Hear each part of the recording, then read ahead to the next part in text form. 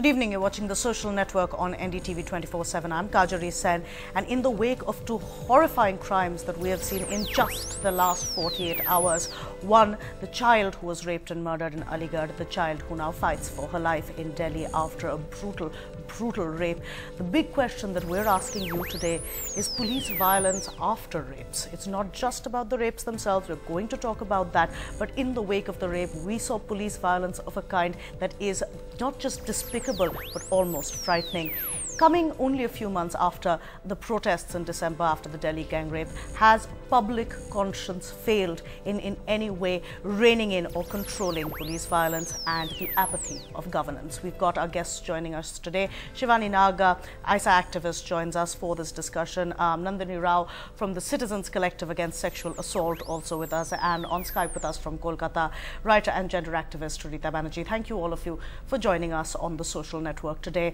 We're going to first talk about crimes against women itself, because I think that needs to be put in perspective. We've got a problem of attitude, not just of those who commit these heinous offenses, but of those who either elude it over, ignore it, belittle it, or just refuse to acknowledge it happens. Shivani, there's nothing we can do about that attitude.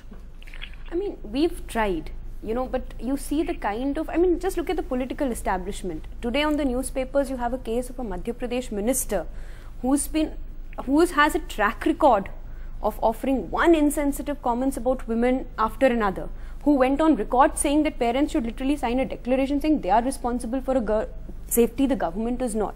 And finally today he was sacked because he said something very offensive about the chief minister's wife, and that is what it took the government to sack him. So one can really see how people still think about gender issues, and one fails to see, like you were saying, it's not the public consciousness or the protests which have failed.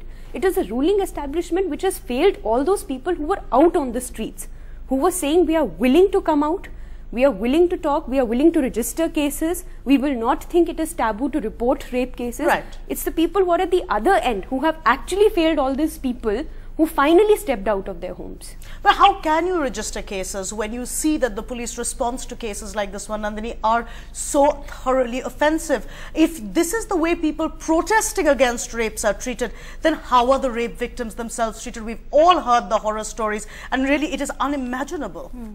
I think it's shameful. I think it's completely shameful. As citizens, we have a right to protest, we have a right to register an FIR, we have a right to wait outside a hospital when we know that somebody has been raped and has been brutally raped or whatever. We have a right to be there.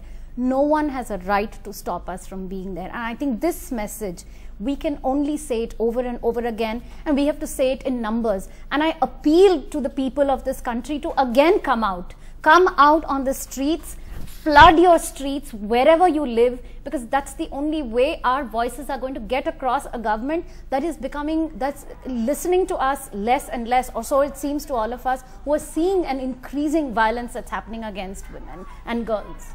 We absolutely do have the right to do that.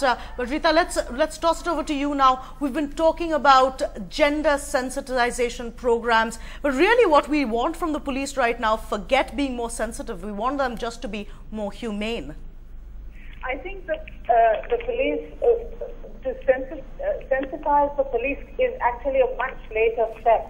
But what the police did, for example, with the case of the little girl who's battling right now, they tried to squash a rape case. That in itself is criminal. So if the police itself is criminal, then they beat up protesters. That is criminal.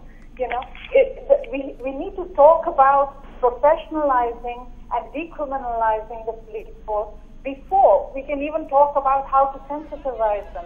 But we keep the word sensitize just seems to be a fashionable word, and we keep tossing it out. We are not facing the basic issue, which is that the police force itself is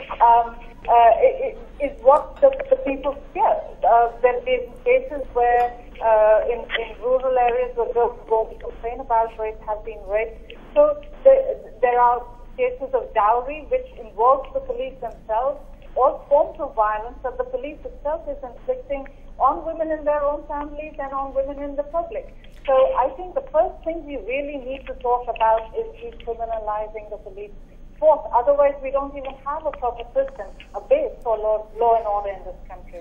Okay, interesting word there, decriminalise the police. Shivani, Howard, who is going to do that?